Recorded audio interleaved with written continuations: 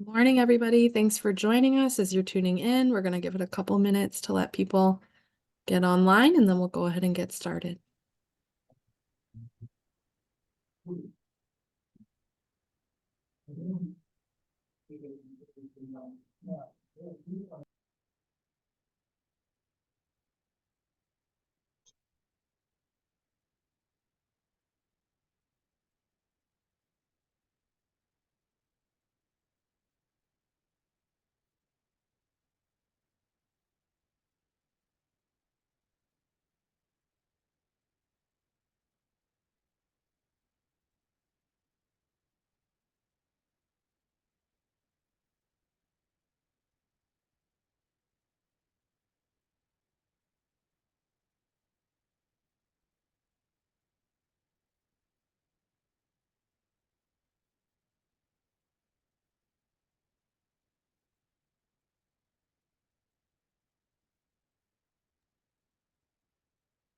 Morning for everybody just joining us. We're going to give it a minute or two to let other people hop on, and then we'll go ahead and get started. Thanks for coming today.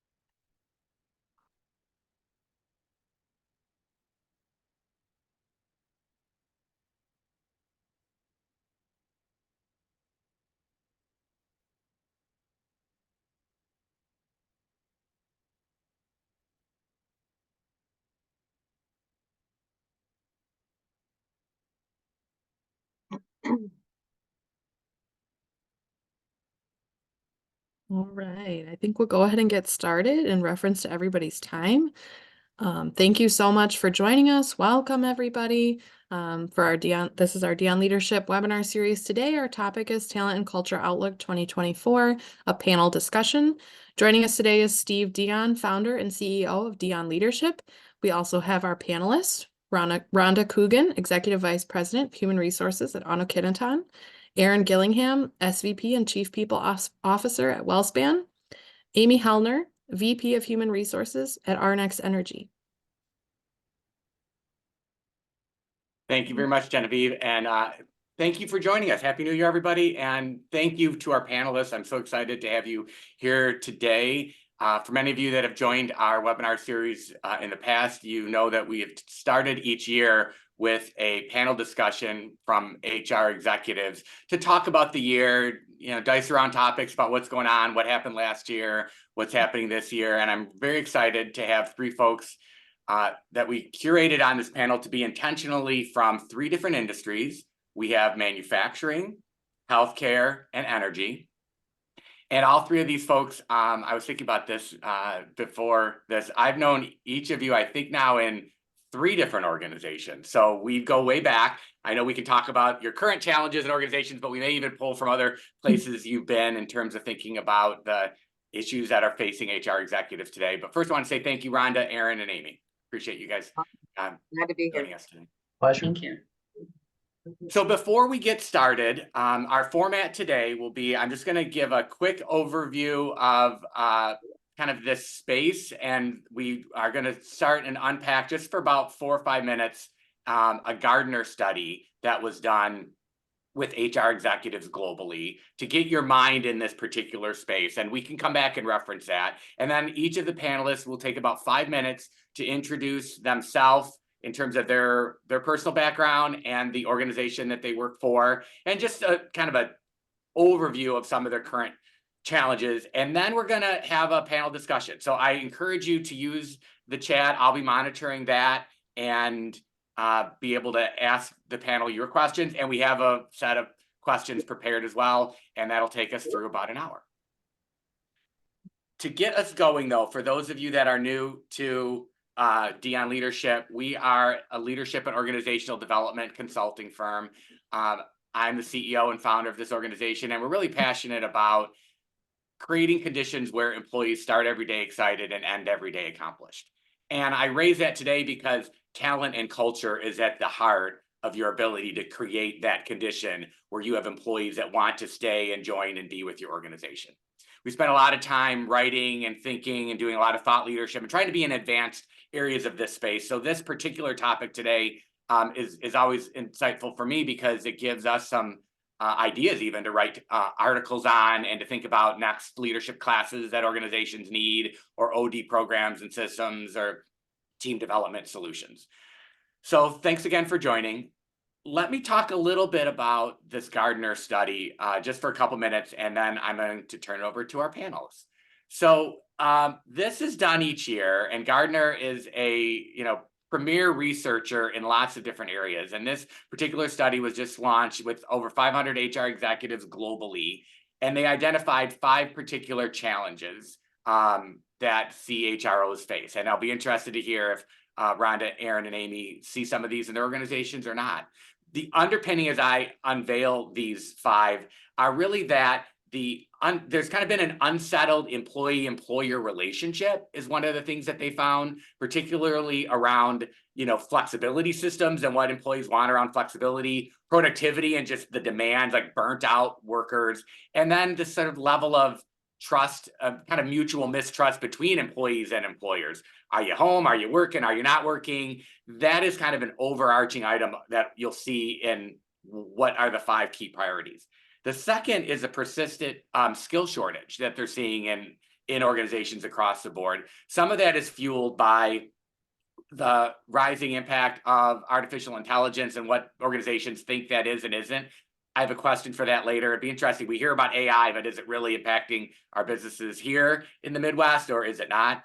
And then the last kind of underpinning area is sort of a pressure for operational efficiencies, organizations trying to meet a bottom line and trying to get more from their labor, and the employees saying, I'm burnt out, I can't do more. What does that look like? So those are kind of broader themes. And then how they played out in terms of the challenges are, number one, which of course is near and dear to a leadership and OD firm's heart, is leadership and management development. So that is a number one priority for HR leaders. And what they said is 75% of HR leaders said that managers are overwhelmed with their job responsibilities. And 73% of those HR executives said that their leaders are not equipped to lead the change or challenges that they have. So they're spending a lot of time and money in developing management and leadership. Second area is organizational culture. 41% of these executives say that there's problems with connecting employees to their culture, that it's because of this hybrid work environment that 47% of them say that they don't know how to drive culture in this new world where people are working in lots of different places. So it's a connectedness problem. It's not we don't know what our culture is or should be, but it's how do we connect our employees to the culture. The third item is HR technology. So on kind of a different puzzle piece within our HR community, HR technology, 60% of those leaders said they're uncertain about the impact that technology will have, particularly AI, in the future. And even their current systems, 56% of these leaders said that their current HR solutions don't match their HR business needs. The fourth item is change management. 77% of these HR executives said that employees feel fatigued, generally speaking, which kind of aligns with that first leadership and management priority as well. And that 82% of them said that managers are not equipped to lead change, that they just can't keep up with the pace of change. There's like a change fatigue going on in organizations, which impacts, of course, organizational culture and management development. And then the last is career management and internal mobility.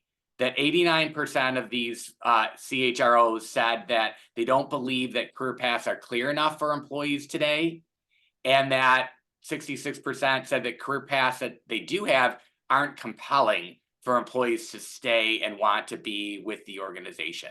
That's a challenge to solve and figure out if you can create more customized options for employees to say, I have a career here, so it's not just a stopping point along the way to some other place. So I've unpacked this study over the last 3, 4, 5 years of doing this panel every January, and they're not always the same. You know, maybe management leadership development is in there, but it's at 3 or 4. Change management's been there. So this is the current state as HR leaders see it right now. So hopefully that gets everybody in the mindset of thinking about the totality of HR and talent and culture issues within the world that we have. Now let's see how it unpacks with these organizations. So Rhonda, I would love to start with you. If you could give us just a little bit of an introduction and overview of yourself, the organization that you're working in, and we'll just do a little bit of round robin for the 3 of you, and then we'll get deeper into our questions. Very good. Thank you, everyone. It's nice to be with you today.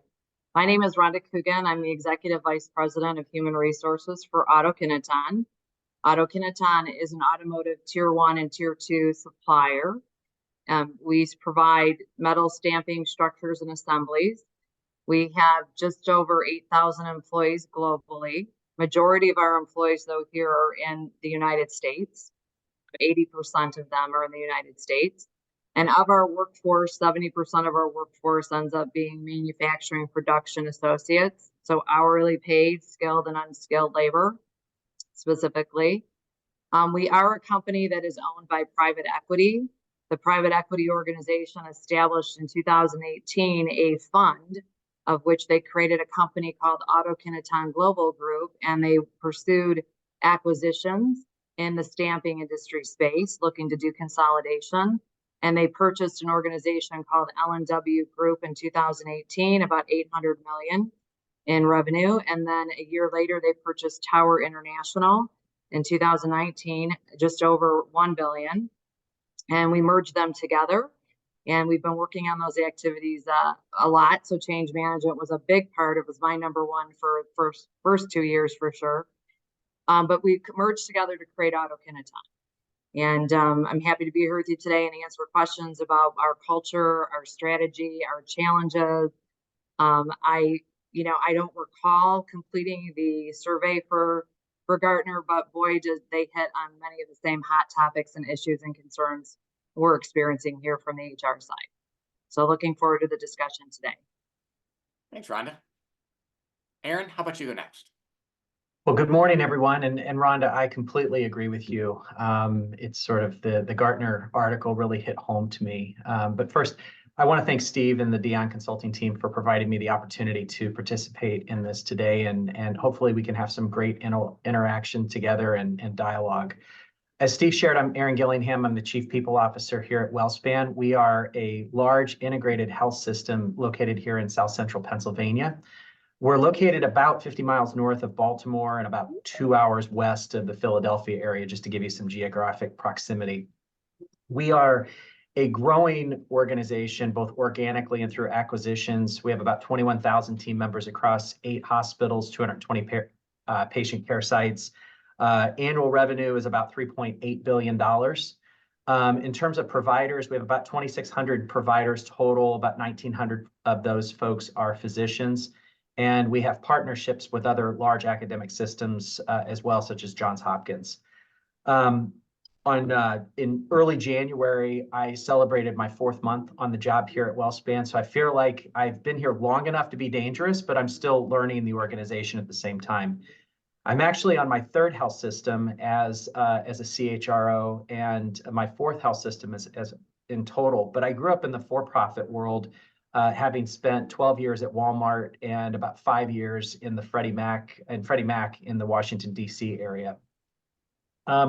In terms of our current state, if you all are familiar with health systems at all, you know that typically health systems are 10 or 15 years behind everyone else when you think about HR maturity and investment and those sorts of things. Though I would say the same thing for WellSpan, I'm fortunate to have inherited a senior leadership team where I have folks that come from Cleveland Clinic, in Geisinger. I also have a great mix of progressive senior leaders on my team that have a good amount of tenure with the organization as well. But one of the things that I did early on that I was asked to do by our CEO is pull together a 90-day assessment of what I think about the senior leadership team, the organization, and some of the things that we want to focus on. And the Gartner survey was really was helpful in sort of you know, taking a look at and realizing that there's a lot of alignment between the survey and some of the things that we're working on.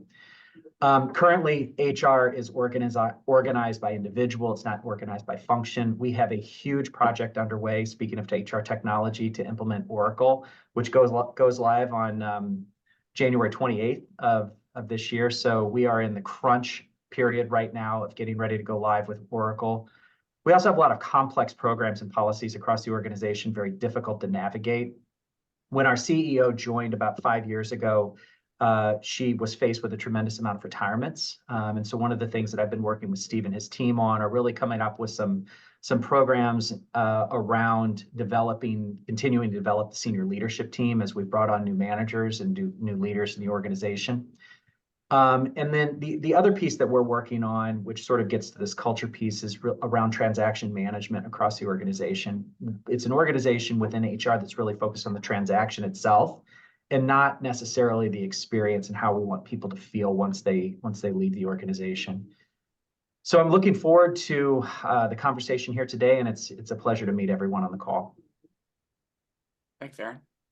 And Amy, you have another different slice of organizational maturity and life cycle. I do. A little bit of background on you and your organization.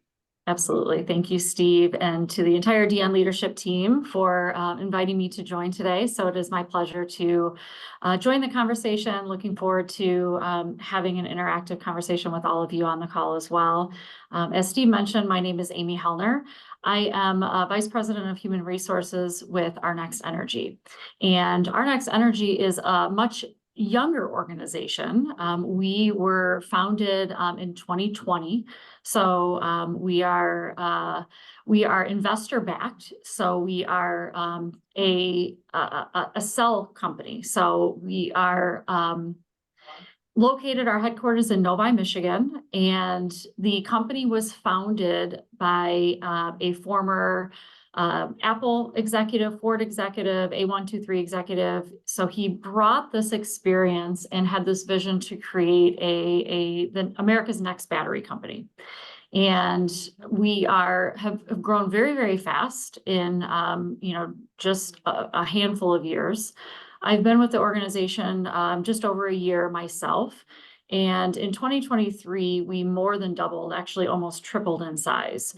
And it was really designed to prepare the organization to launch the first Gigafactory. So in Van Buren, Michigan, so Southeast Michigan, we have the first phase of our Gigafactory fully functioning with our prototype line currently.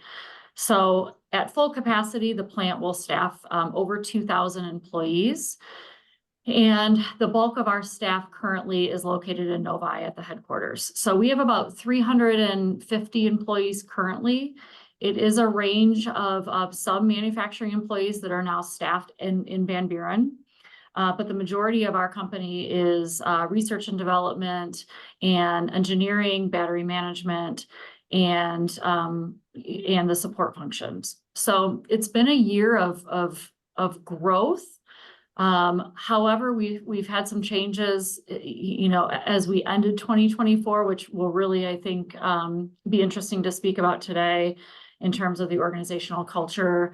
We had some organizational shifts in terms of reducing some of our R&D and our support functions prior to the holidays. So we are now in a state of rebuilding part of our organization in combination of still preparing to grow and expand our factory in Van Buren. So a different, definitely a different perspective of what we're experiencing here currently. Looking forward to digging deeper and jumping in to the conversation today. Thanks, Amy.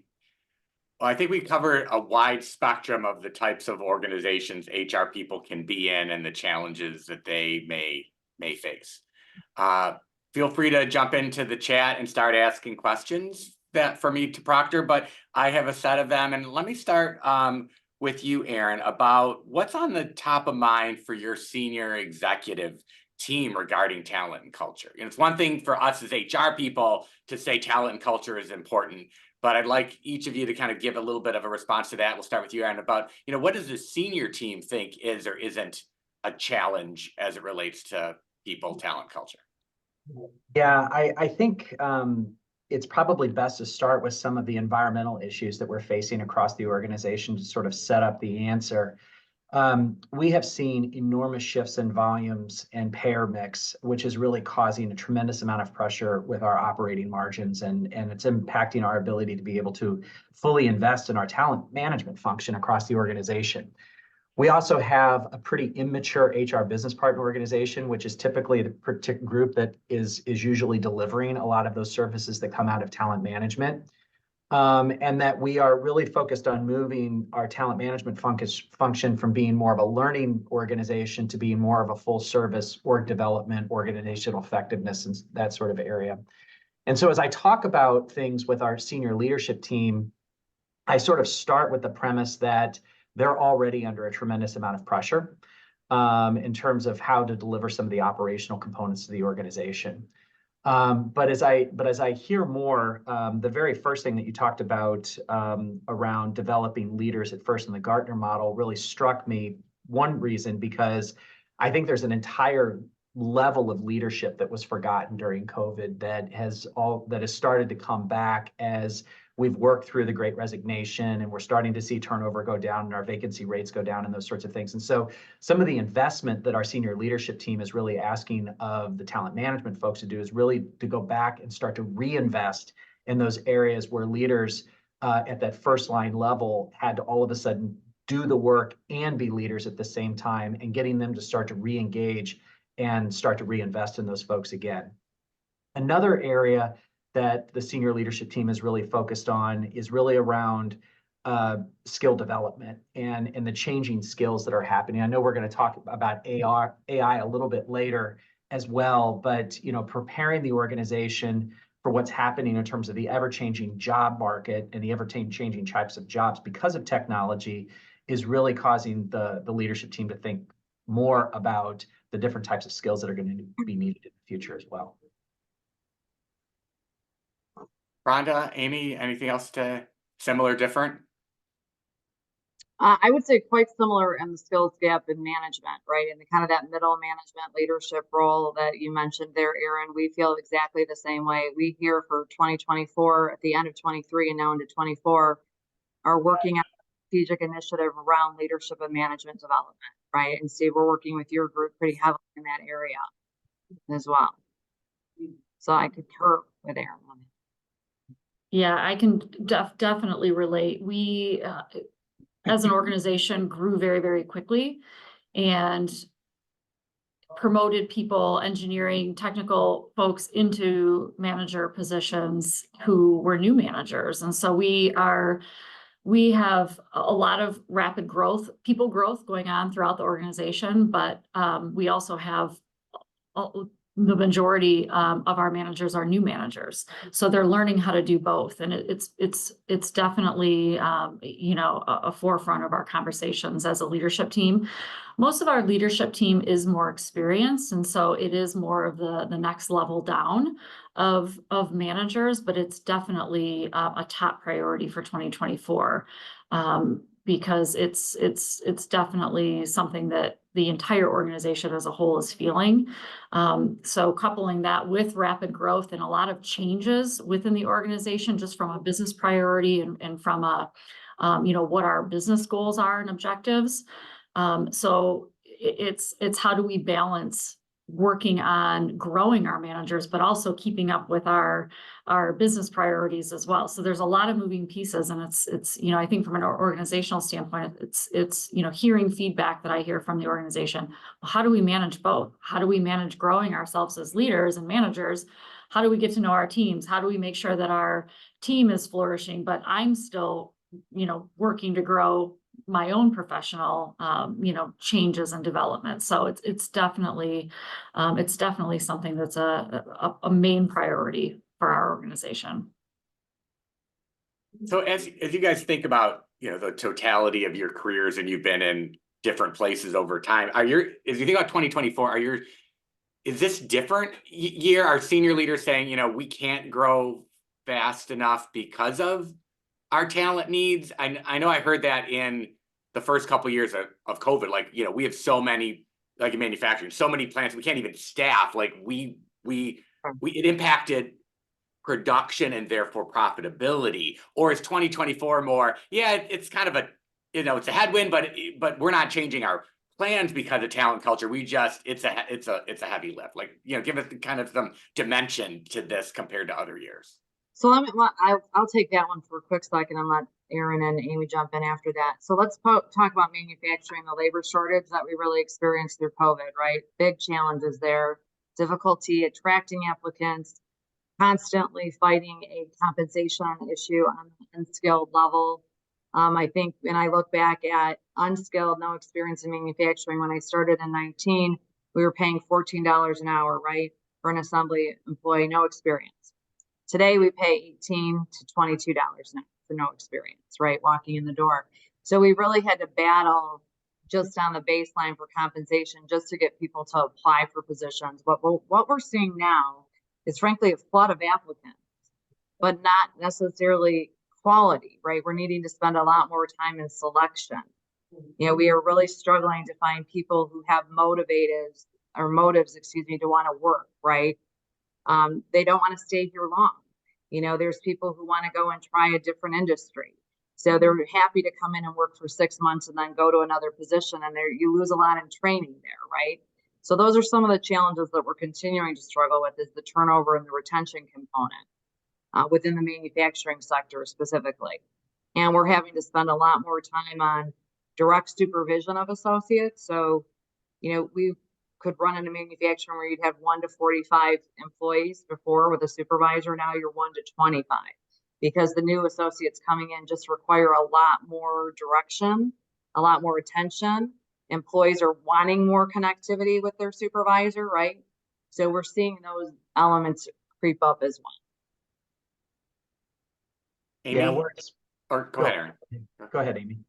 Yeah, we've from a recruiting standpoint, the industry, the renewable energy industry, we have definitely had a different experience, or I've had a different experience from the recruiting standpoint over the last year at Our Next Energy. We've actually had more applicants than we can even have, that we have positions for. So even for our manufacturing.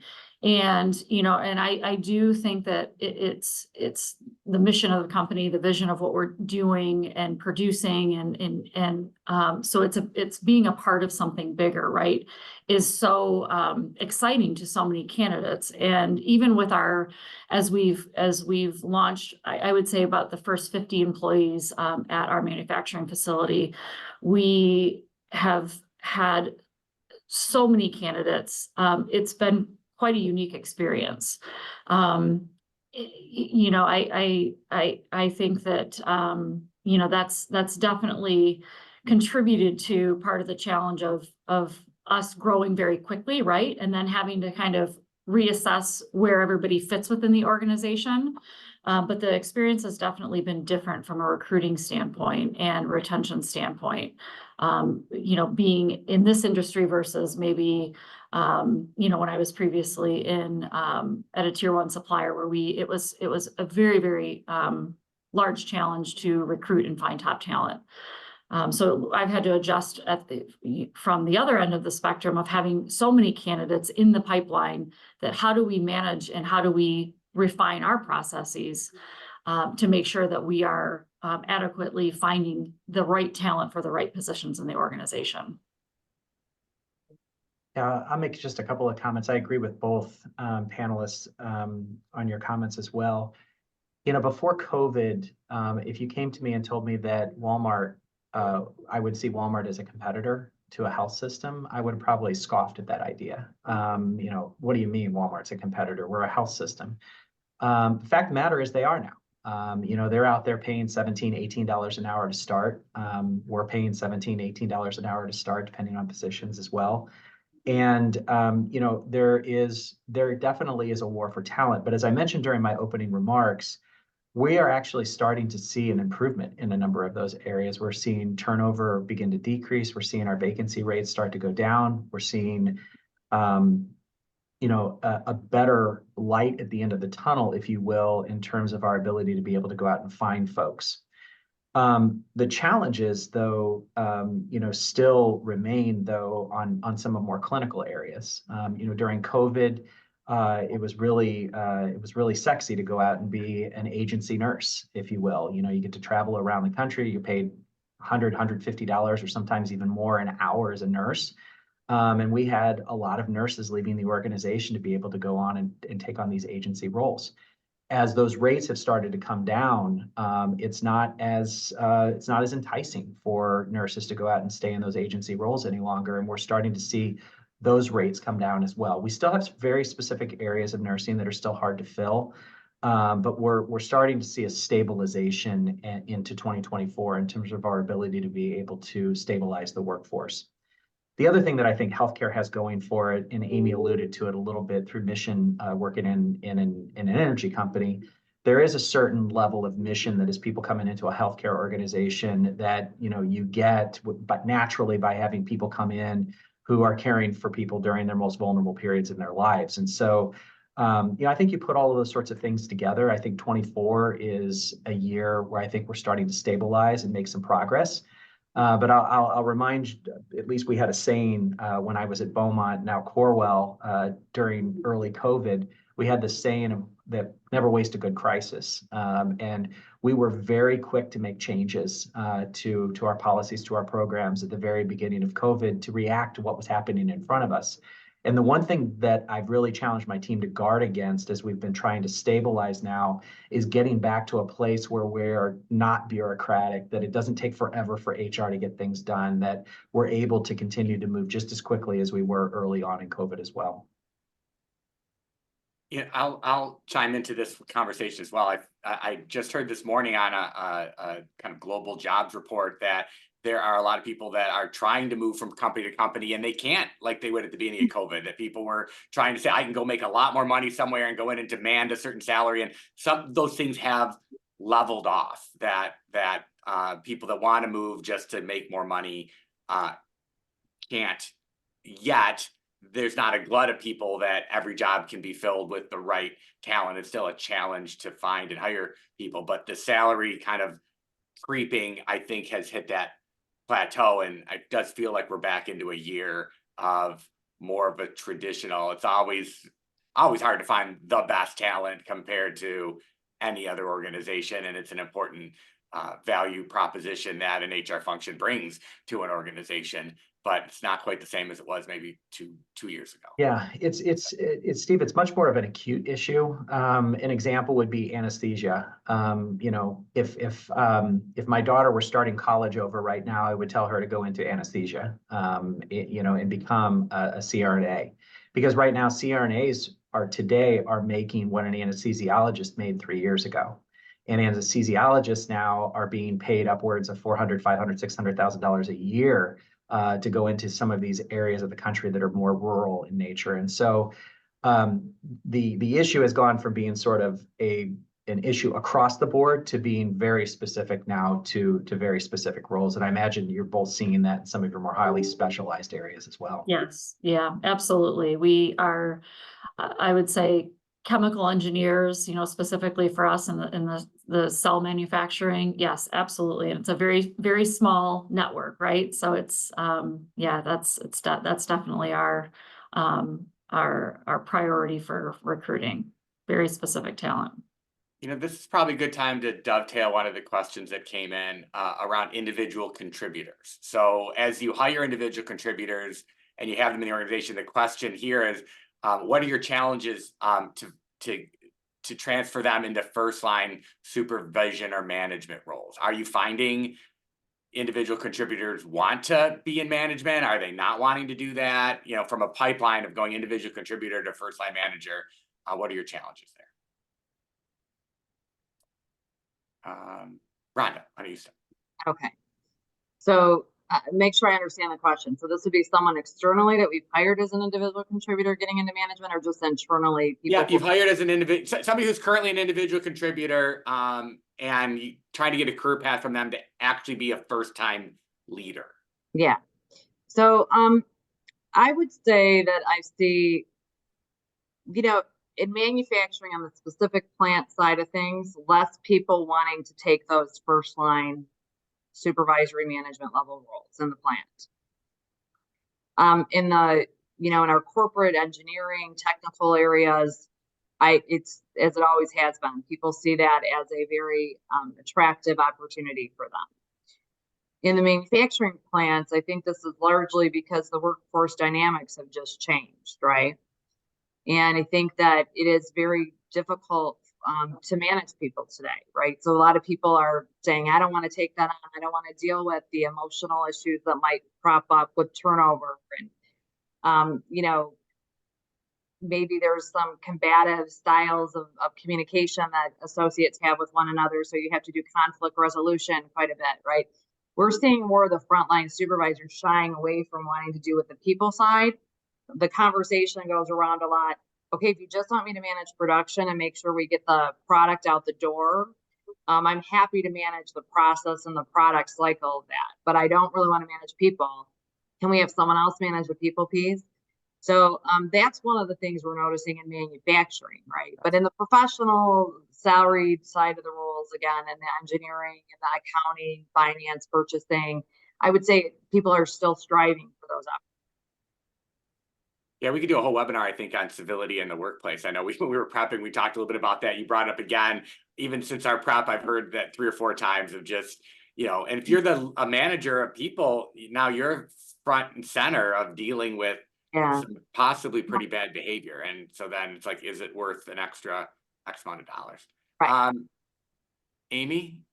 Yeah, our career pathing is a priority for one as well. And it's a little unique because we are such a young organization that the positions we are creating we are literally creating and growing departments based on the way the business is evolving. So when an individual contributor is hired into the organization, perhaps the path that he or she would move toward hasn't even been developed yet. So it's really exciting because we are essentially creating the departments in real time with the business as it's changing. So that can be exciting for some individual contributors, but there's definitely, we have to make sure we're communicating, and our managers are communicating and listening to their teams and to the people on their teams to understand perhaps where they see themselves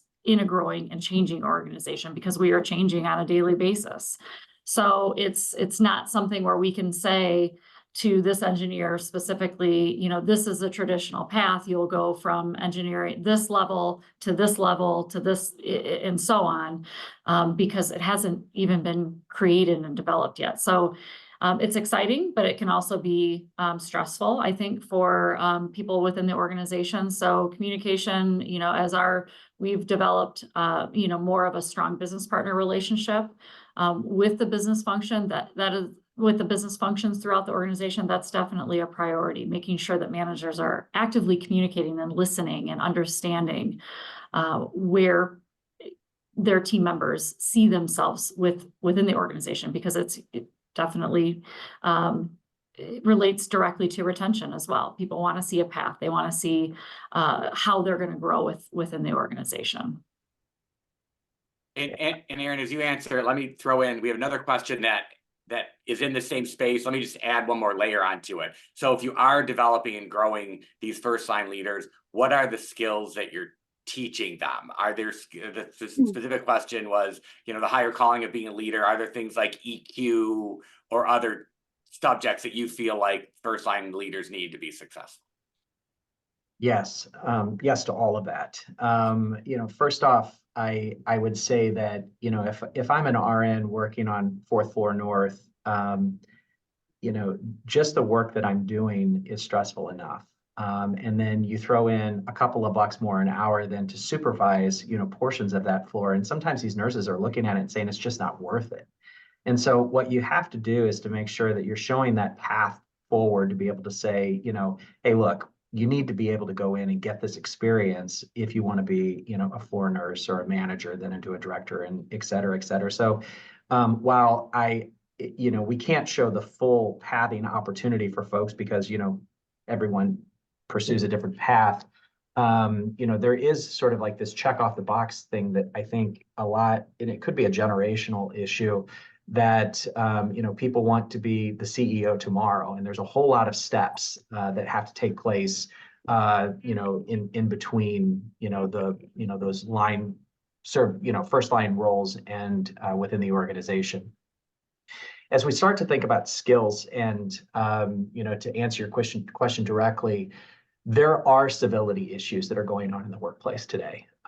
You know, I think that in the last couple of years, people have become very comfortable with, you know, bringing a lot of things that might not have come into the workplace, and managers are having to deal more and more with you know, a lot of conflict resolution issues. And I think about skill sets that are needed.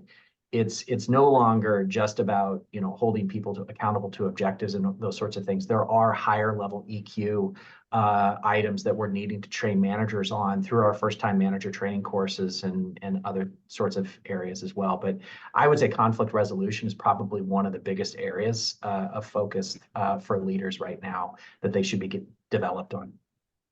Yeah, I would echo that as well, and really encouraging and sometimes teaching managers how to have effective one-on-ones and how to have conversations and regular conversations with their employees. And it's, you know, surprisingly, that doesn't happen often. And you know, having employees come to HR with concerns or topics, and you know, the first question that we often ask is, well, have you talked to your manager? And a lot of times the answer is, well, no. And it can go both ways, right? And you know, and if a manager comes to a business partner or their HR business partner with a topic or a situation, and the first question is, well, have you had a conversation with the employee? The answer is oftentimes no. So it's really encouraging that and working through, what does that look like, and how do I do this effectively? And it definitely takes time, but it has to be something that we're on a very regular basis working with both employees and managers, you know, on the effective communication and conflict resolution. Yeah.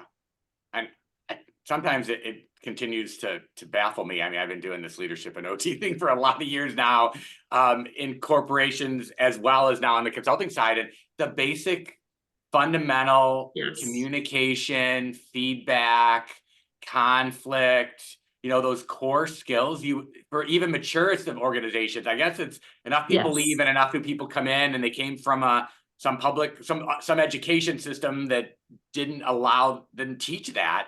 And it's a forevermore topic to teach, you know, good interpersonal skills that are going to drive, you know, better business. I would also say that in some regards, I think COVID exacerbated the problem because there was such a need for team members through COVID. We put people into leadership positions shouldn't have been. And, you know, that were great, you know, charge nurses or, you know, frontline supervisors, those sorts of things that don't make great leaders at that next level because they just weren't developed yet to be able to. So we're having to go backwards and either retrain or do other things from a performance management perspective as well.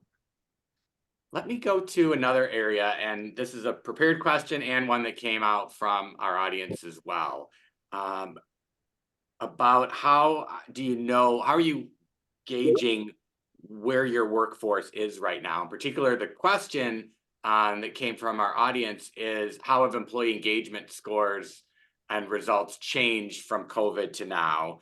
And then more broadly, what are you doing to get feedback from, perception feedback from employees in your organization?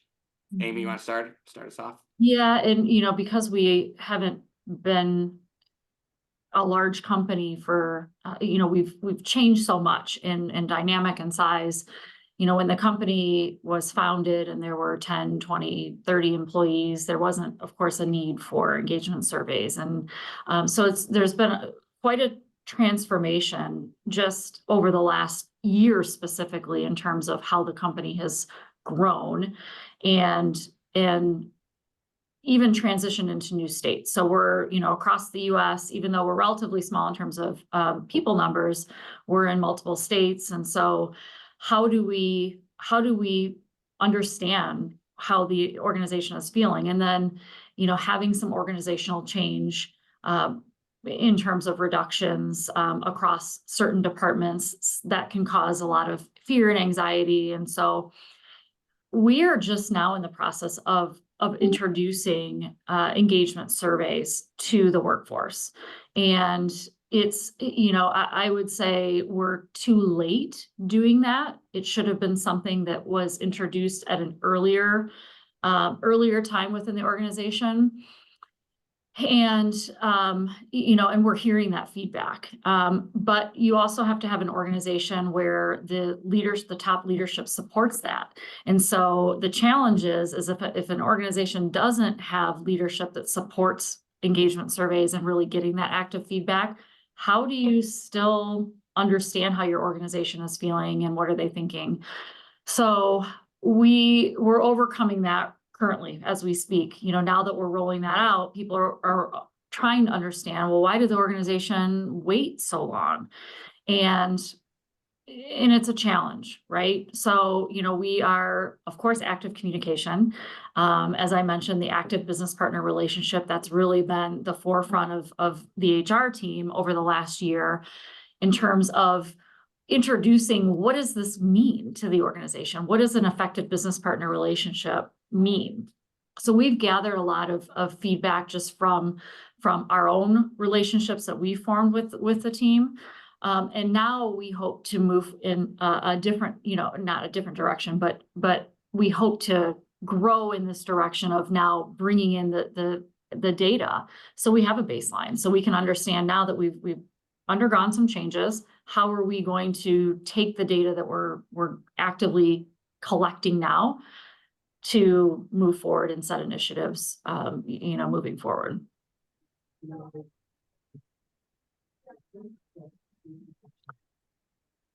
Go ahead. Thoughts?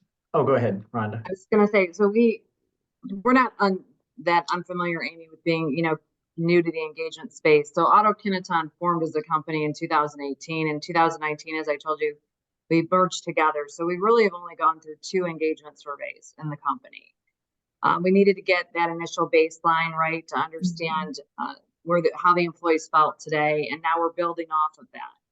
With our engagement surveys, we're committed to using the same measurement tool for 3 to 5 years, because we want to make sure that we're being very thoughtful and doing comparisons, right, year over year. But what we've really done is mobilize down in the field, is what I call it, right? We've gone down to taking the surveys to the very site location as well. And we work with a partner that creates a priority matrix for us on the surveys. And then each of those site locations have put together employee engagement groups, focus groups, talking with management and hourly associates to address the issues and concerns that are very specific to their location. And then we at the corporate level have a team that's cross-functional with the field and with other functions within corporate that are looking at the common areas across the company where we've had challenges, right? I will tell you that, it's probably not really surprising when you start hearing about recognition and rewards is one of that typically always shows up in a priority matrix, right? But one of the things that we learned in that is on many of the elements that we've been doing around recognition and rewards, we haven't necessarily identified it as such to an associate. So when they're scoring us on the engagement survey, they didn't really recognize some elements of recognition as recognition, right? An employee of the month, for example. So we found that out through focus groups. Like, what do you consider recognition and reward? So we realized that we haven't done a good job of actually PRing a little bit of the activities that have been going around the company with the survey, this most recent one when we got the results. But some of the other ones that we noticed is really just people wanting to be connected with the direction of the company, right? And so we realized that, well, we thought we've done a really good job of commonizing all of our compensation programs and our policies, and we're going to be one Auto-Kineton, and we've gone out with this message. What we've lacked in our industry in particular is letting people know where we're headed and what we're going to be doing, and how are we going to be affected by the EV space, right? The electrification of the vehicles. Not everyone understands or connects to that, because when we win business awards, the plant that's getting the award knows it's getting the award, but we don't necessarily do a good job at company-wide celebrating that we just won a big BMW, right, project, because it's really going to go in South Carolina. So people in Michigan may not know about it. So we have to do a better job of communicating what's happening in the company, where the company is going, and how we're responding to industry challenges and concerns. So those are some of the key feedback pieces we picked up from our engagement and the way that we're handling the survey as we move forward. Aaron, anything different to add there? Just maybe a couple of pieces to add to it. We have been doing engagement surveys for quite some time, both in this organization and in my prior organizations as well. I think I mentioned this before, but I think mission has a lot to do from, as you're bringing in somebody to the organization, the type of work that they're going to be doing, in a healthcare environment. I think mission helps. But I think that one of the things that we've seen over the last year is really some need for improvement in the area of belonging. And so we've been working with our DEI teams to really understand and take some deeper dives into those areas and really understand what is it about belonging that is actually driving engagement results in particular areas. We're pretty young in our experience here at WellSpan on the DEI side. We have a DEI committee and a couple of other subcommittees that we have going on, but this is an area that we're spending quite a bit of time on, and an area that I think is really going to make a difference.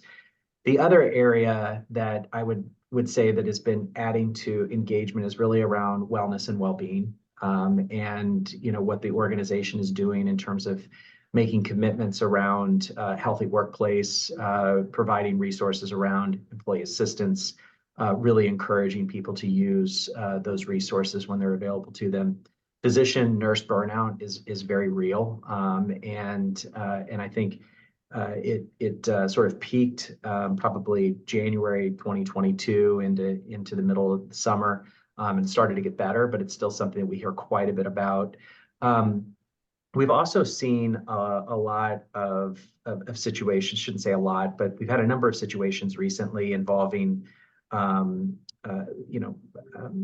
lot of self-care issues with our team members in terms of, them hurting themselves, depression.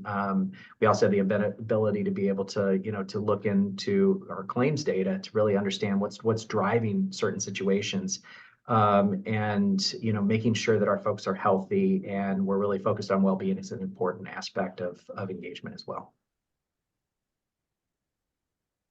So we answered a couple of our other questions in this discussion, and I know one of the things that we had talked about is sort of what's on the minds of employees in general. Like, are they happy? Are they angry? Are they disconnected? I'm hearing things, and it connects to the Gardner survey about belonging and connectedness and people wanting to be part of a community. I'm hearing you say that, and that there are some workers that are just coming in kind of angry with the world post-COVID, and that impacts a manager's self-care, their ability to feel good about their job. Did I kind of summarize some of those general employee traits well, or is there anything more you'd add to that? I think generally speaking, I think people more and more are bringing what's happening within their own lives into the workplace. We mentioned before about leaders needing to be upskilled in terms of conflict avoidance and those sorts of things. But more and more, our emergency rooms and our psychiatric areas, behavioral health areas are becoming more dangerous places to work. I get a report on a daily basis of our team members that have been injured by patients during the prior day around workplace violence issues. And there's a lot that we're doing across the organization to prevent those things from happening, and to focus on that as well. But several years ago, we really didn't think about those areas as being dangerous places to work, where you potentially were going to get to work and get punched in the face, or worse, to get cut or to have a patient bring in a weapon. We recently had a situation over one of our large hospitals where a spillover from a family disagreement spilled into our emergency rooms where there were knives pulled and all sorts of those sorts of things. And so I think what's happening within real life outside of work is starting to spill its way into the workplace as well, and we're having to deal with those issues. Well, let me change gears so we don't end on a bummer note. Even though it's real, I got a couple. We're not going to get to every question. We got 5 minutes left. So, are there any HR technologies you're excited about? Totally different area, but a question from the audience, and maybe the answer is a quick no. But if there are any, kind of share with the community, that'd be great. I'll go first. And I saw that it was Lori that asked that question, so I wanted to say hello to Lori. So yes, first off, we are focusing right now on Oracle implementation, and that's taking up almost all of my time as one of the executive sponsors. And we've taken an approach that if Oracle can't fill 80% of the solution, then we're not going to look at an outside solution to be able to do something different. However, there's a couple of things. We're implementing right now a company called Paradox that is really going to be helpful on our recruiting side of things, to be able to do real-time texting back and forth with our potential applicants, as well as being able to schedule interviews on the applicant's time and then be able to see the recruiter's time as well. So really excited about that technology. Of course, there's a lot of analytics tools that are available out there as well that we're taking a look at, but that's just one that we just recently have taken a look at. And we just implemented Greenhouse for our recruiting as our recruiting software. And it's fully functional right now, and we've trained all of our managers, and it's working very, very well. So we're really excited about Greenhouse. So on the HR system side, we also are deploying a new HCM this year. So we will be going through an implementation, moving from one group to another. I would say that from a systems perspective, Aaron, we also are looking at implementing Paradox. So maybe I could give you a call after this and see how it went with you. But we're also doing more with learning management systems as well. We put in a learning management system last year in response to employees' feedback about wanting to have more access for development and self-development. So we've gone ahead and implemented a program like that last year. And it's gone very, very well. There's another system that I'm just sort of thinking about all the things that we're working on right now. There's another company that we just recently implemented called Wealthy. Wealthy is an organization that assists team members with other types of care issues. So if you're having childcare issues, if you're having elder care issues, if you're trying to create some level of organization for other responsibilities that you have within your life, Wealthy, they've been a great partner to us so far, and our folks are utilizing that benefit pretty well. Not necessarily technology. Thank you. Thanks, guys. There was a question about succession planning processes. We don't have enough time to unpack that. That could be a whole hour in and of itself. Maybe we should put that on the list here. But if any of you are willing to share lessons learned or insights, can I suggest to the folks that here, if any of them are interested in connecting with you, to find you on LinkedIn? Is that for sure? Yeah, absolutely. Absolutely. If you want to get a response, if you want to connect with somebody, about something specific you heard today, feel free to do that, or let my team know. We'll be sending out the recording of this, and Genevieve, who's proctoring this, if you want something specific, I'll be happy to connect you with the right person there. Unfortunately, we're about at the end of our time. We had a few more questions. I thought we wouldn't get to them. I'm glad we had this time. Let me just close really quickly though with letting people know what we're doing next here. And let's see. Can you guys see that or not? Yes. Yes. So for those of you that want some additional continued development, Joe LeDuc from my team will be doing a conscious leadership talk with HRCI on Thursday, February 15th. We've been doing a lot of work with grounded and conscious leadership, which kind of dovetails into what you guys were just talking about, well-being, wellness, this kind of space of how as a leader do you come in grounded and ready for what your day might be. And there's some specific content from some best practice authors we've been kind of unpacking. Our next Dion Leadership webinar will be on March 26th at 11. That'll be on our website soon. Topics to be determined. The one after that, is going to be with the CEO of Health Alliance Plans, unpacking team development. I'm excited to have Dr. Mike Genord on our program for him to talk about his 4-year journey of developing his executive team. And that will be in May. And then we're also going to be speaking at Michigan HR Day. You guys mentioned conflict being an important topic. Glad to hear that, because the topic we suggested to pick to speak to at that community was how to effectively manage conflict for the HR community. And then last is if you didn't get our coaching study, we just released our annual coaching study. There's a QR code there. Just thought I'd put that out there because I think it's a great piece of research. The Gardner study too, if you're looking for that detail of that, we'd be happy to share that with you as well. Just let us know. Thanks again, Rhonda, Aaron, Amy. This was a wonderful conversation. I really enjoyed it. I hope you guys did as well. Thank you. Thank you very much. Yes. Have a good day. Thanks everybody for joining in today. Have a good day. You too. Bye.